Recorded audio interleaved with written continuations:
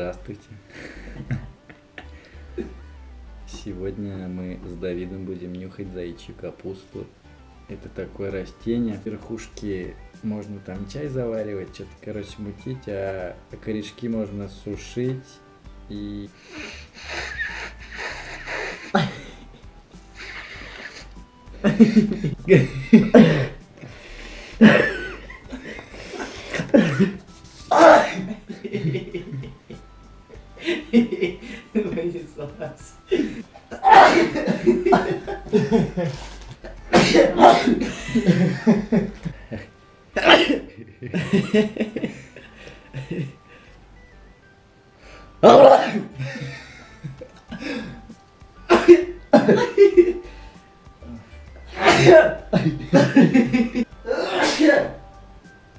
Я в училище, в школе прогуливал так учебу. Я нюхал заячью капусту, чихал минут 10-15, и меня пускали с уроков. Я еще лицо делал такое больное, типа мне плохо. И они такие: Денис, ты приболел, конечно, иди домой. Так вот раз 7, наверное, за все время было, всегда срабатывает.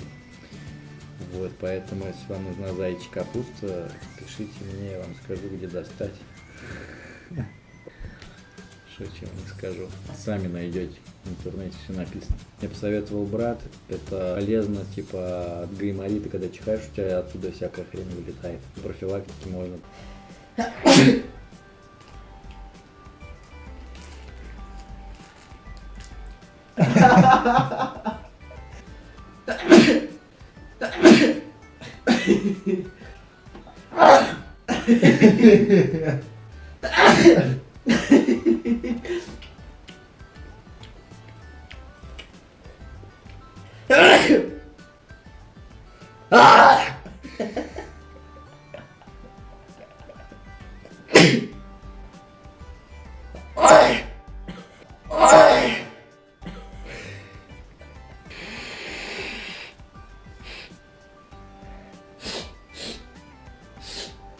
Гору.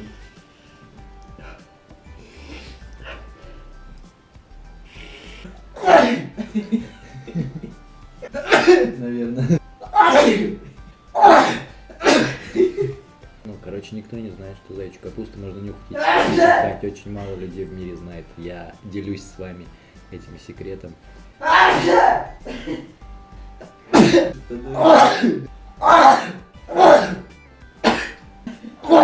Как-то с одним парнем мы нюхали капусту.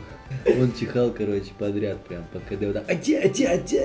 Не как мы сейчас там атя, а прям подряд. Это так смешно было, он как с автомата стрелял. Та-та-та-та-та-та-та.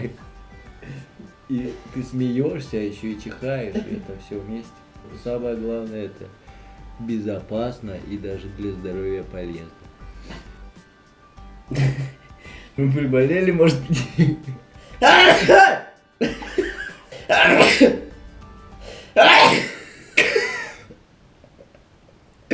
Даблчих.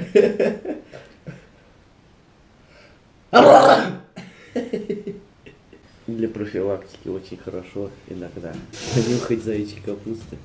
Не, ну это тема, на самом деле. Промывает вообще конкретно. У меня был заложен нос, а вот я сейчас вот понюхал заячьи капусты, и у меня прям нос полностью дышит. Умиротворение. Иногда.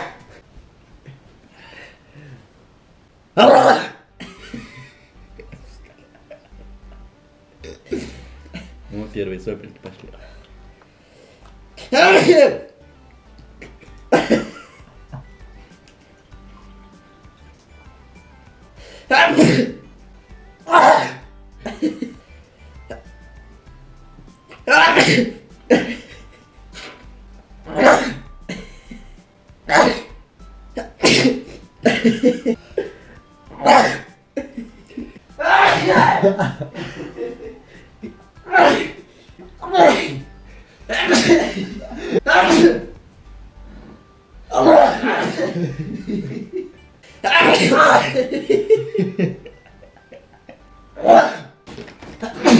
Абсолютно безвредно, это натурально, это корешок цветочка.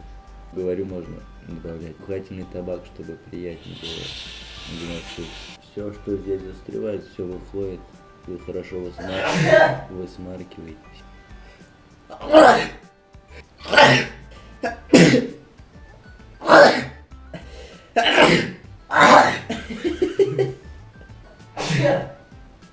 Так, хавать хочется. Угу.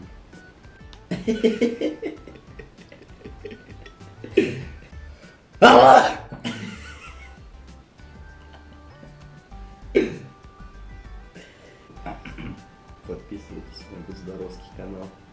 Ставьте бездоровские лайки. Такие.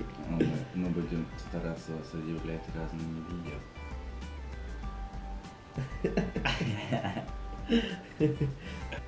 Ну все на сегодня. Урок окончен.